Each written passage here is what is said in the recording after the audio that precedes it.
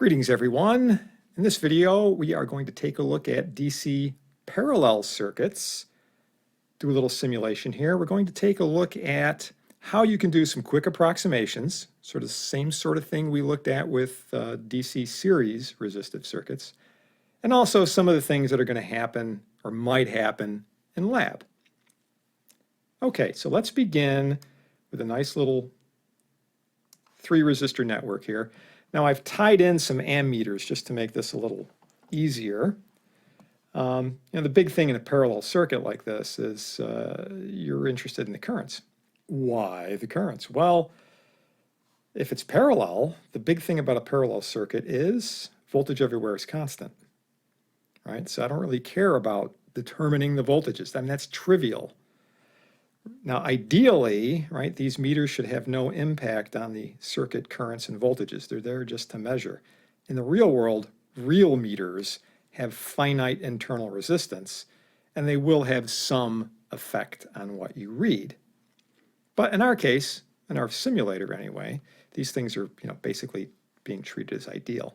So what we have is a 1.1K in parallel with a 2.7K and parallel with a 6.8K. And those three things are all in parallel to 12-volt source, right? We know they're in parallel. Again, if you just think of these meters as being shorts, we know they're in parallel because all of these things share one common node, right? Again, I'm just saying the ammeter, just assume that's just a short. So here's a common connection point. The power supply, the 3 resistors all connect to there. Same thing on the bottom end, right? So there's our ground. Everything connects to there, right? So it's not like the R3 connects to the R2, which connects to the R1, like in daisy chain fashion. That's what we have in a series circuit. So 12 volts is supplied across each of these elements. There's 12 volts across R1, there's 12 volts across R2, there's 12 volts across R3, right? That's the nature of a parallel circuit. Now, instead of just running out and grabbing your calculator and figuring out the various currents, what we want to look at is, how do you do some quick estimates like we did with the series circuits. I want to get some ballpark numbers. I can always get out my calculator to get some precision, 3-4 digits, but I just want, round sort of numbers. Am I going to be looking at a milliamp or 15 milliamps, 500 milliamps, 6 amps, 20 microamps? I'm just trying to get a order of magnitude, nice approximation, 1, maybe 2 digits of accuracy, right?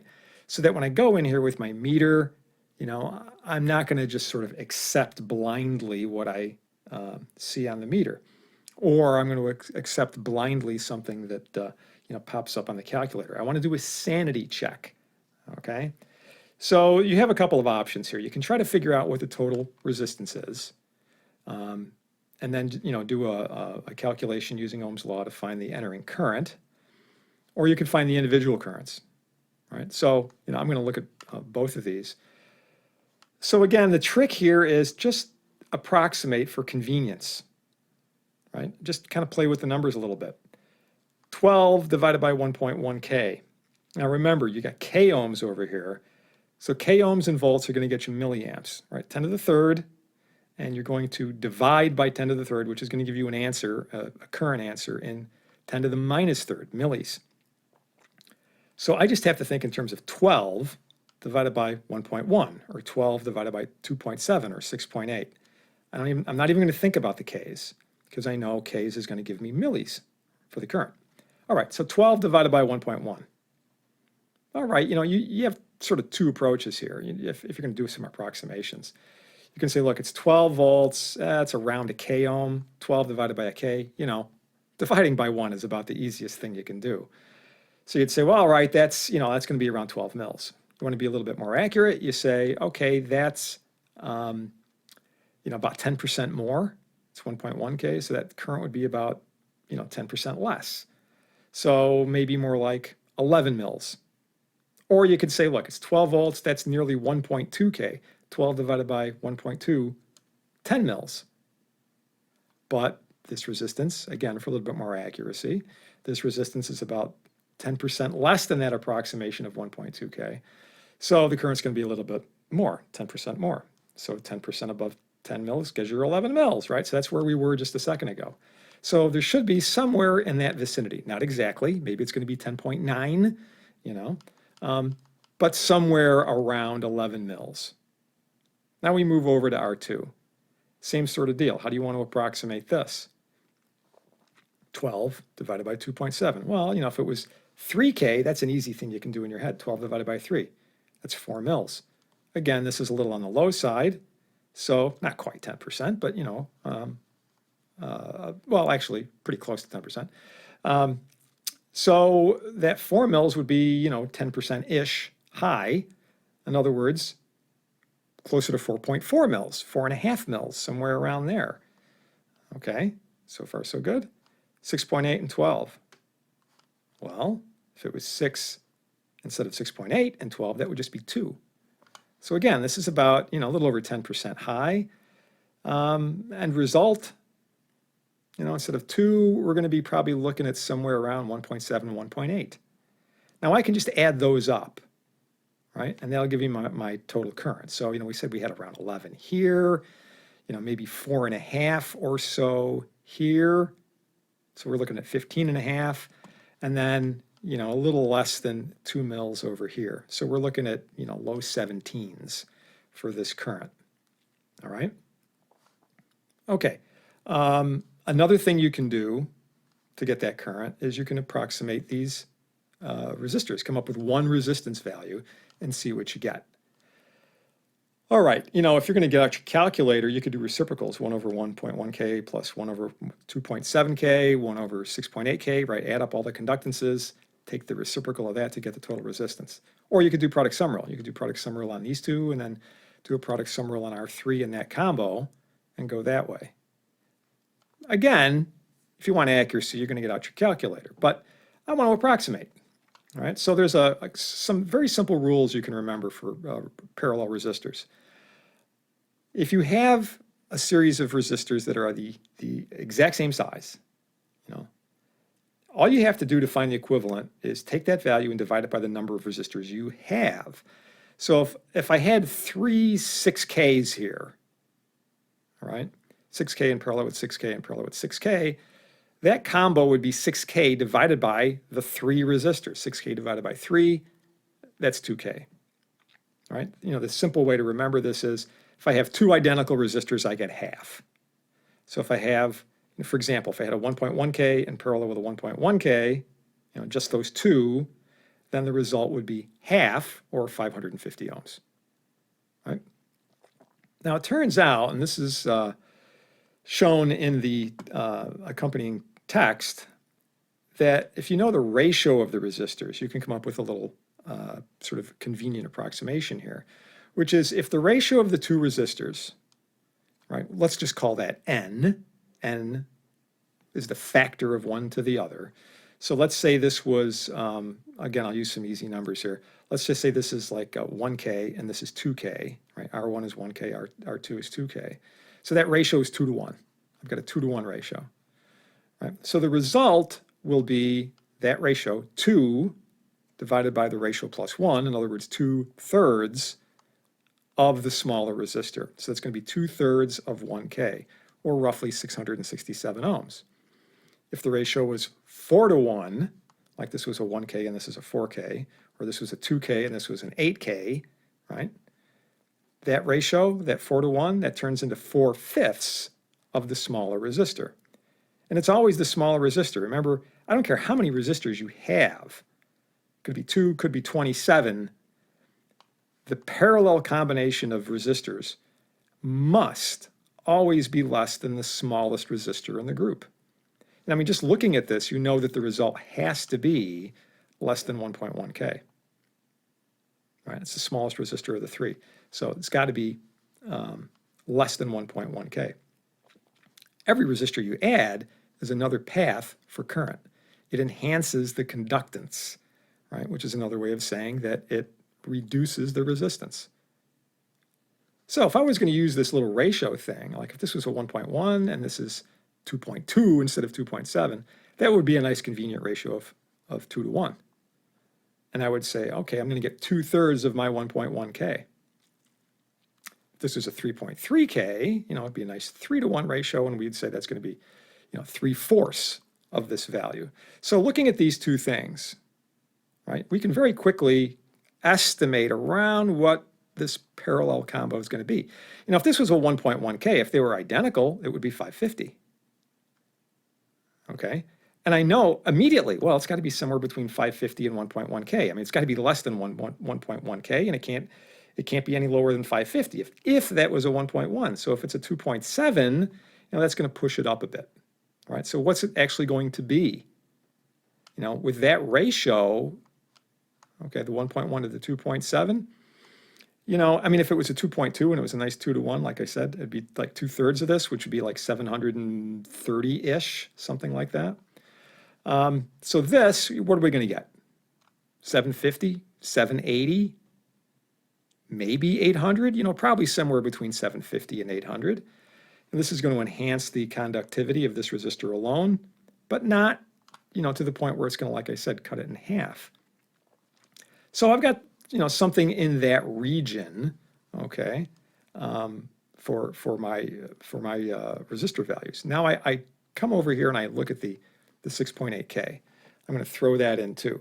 So like I said, this whole thing over here is going to be in the mid to upper 700s. And I'm purposely not getting out my calculator to get high accuracy here because I'm just trying to approximate.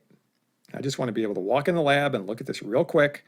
I just get myself a ballpark number so I know around where we're going to be, okay? So somewhere in the, like I said, mid to upper 700 ohm range for that pair. Now you throw in a 6.8K. Well, that's nearly a 10-to-1 ratio. And with a 10-to-1 ratio, it's only going to represent, like a 10% increase in conductivity. In other words, about a 10% decrease in resistive value. So, all right, what's 10% down from that mid to upper 700s? Well, let's just call it 700 ohms, right? If it was like 770 or so and you just knocked off 10%, you're looking at somewhere around 700 ohms for this combo. Now you say, okay, I got 12 volts, I got 700 ohms. If I can divide that out, what do I get? Right? If it was 600 ohms, 12 volts, that'd be 20 mils, okay? All right, so what are we looking at? Upper teens. Well, wind this video back, and what did we say? We came up with 17 and change doing the individual currents. So that's what we're looking for. That's a nice little cross check. Okay, I know. Let's find out what they really are, right? So I'm going to come in here and we'll do a real quick calculation. Boom. All right, so we said we were expecting around 11 for this one. There's 10.9 and change. We were expecting around 4.5. We got 4.444. That looks good. And we were looking at a little less than 2. I think we said 1.7, 1.8. And there we are, 1.765. And those things will add up. And we were looking, like I said, at a low 17. So here we are, 17.1 and change milliamps. Remember, K ohms, volts, milliamps. Okay? So that works out really well. Now, things that happen in lab that you don't want to happen. Errors. As I said in the series circuits version of this, there's 3 things that can go wrong. Opens, shorts, incorrect values. Okay? So you could go to the bin, instead of grabbing a 1.1K, you could grab 110 ohms.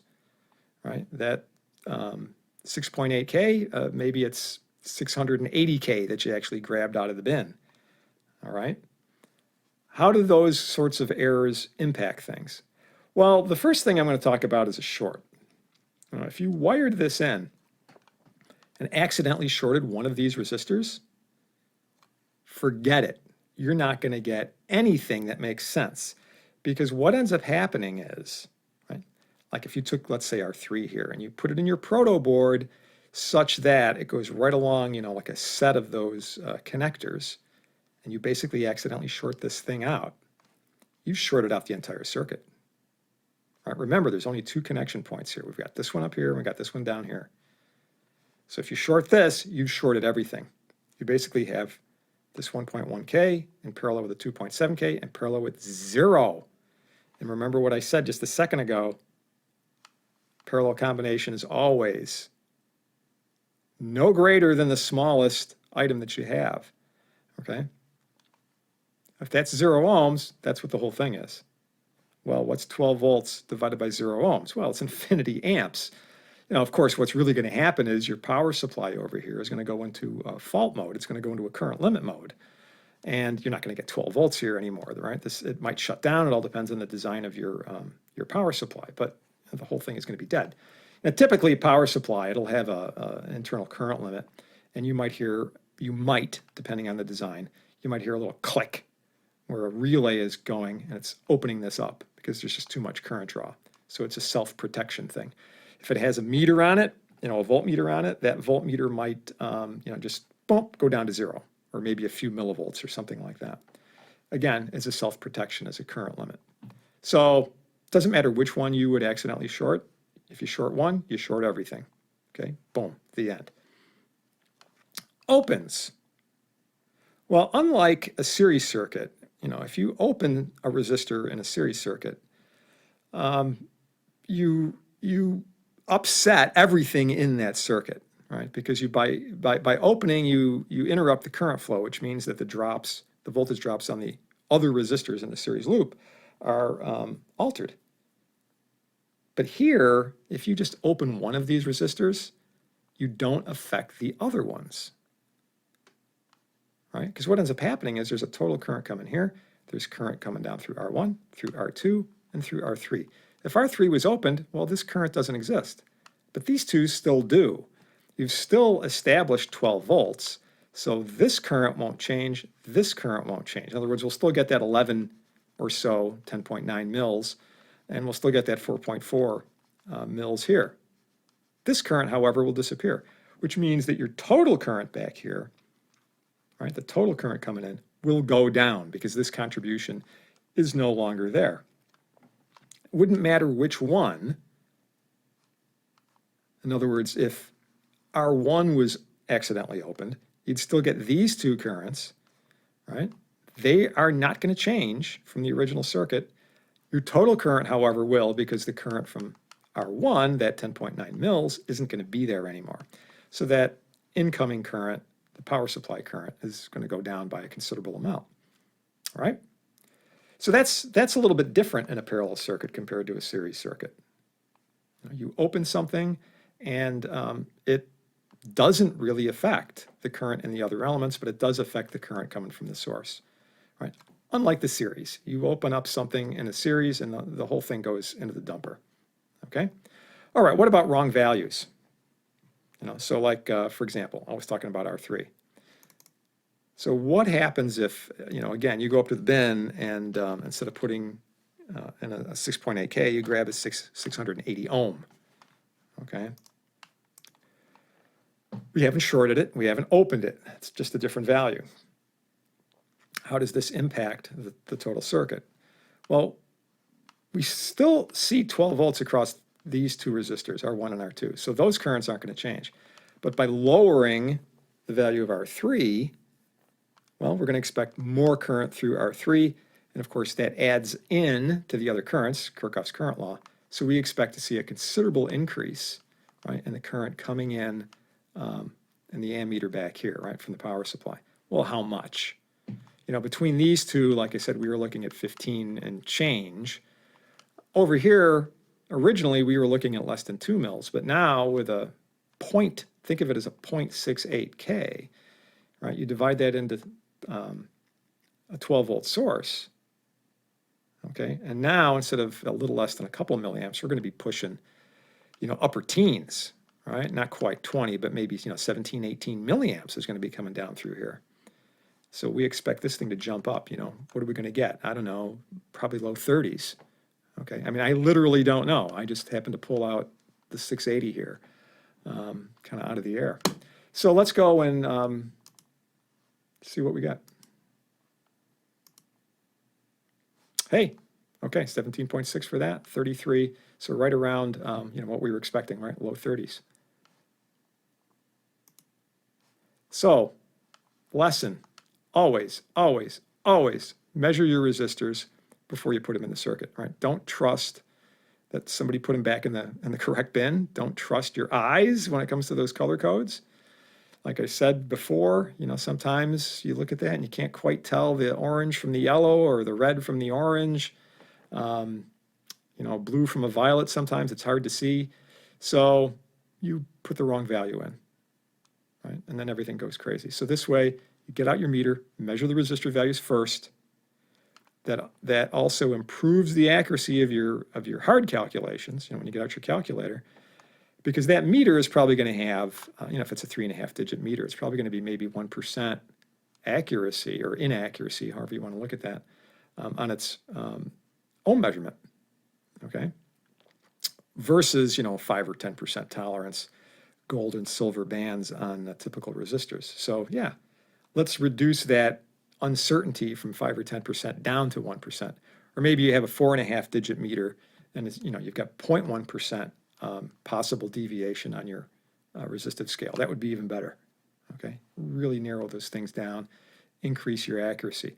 Now at extreme values, we do have to start including the internal resistance values of these ammeters, okay? You know, you would like the internal resistance of this ammeter to be, you know, orders of magnitude smaller than the surrounding resistors. You know, I would like this to be maybe just a few ohms, because, you know, what does it do when I throw in this meter?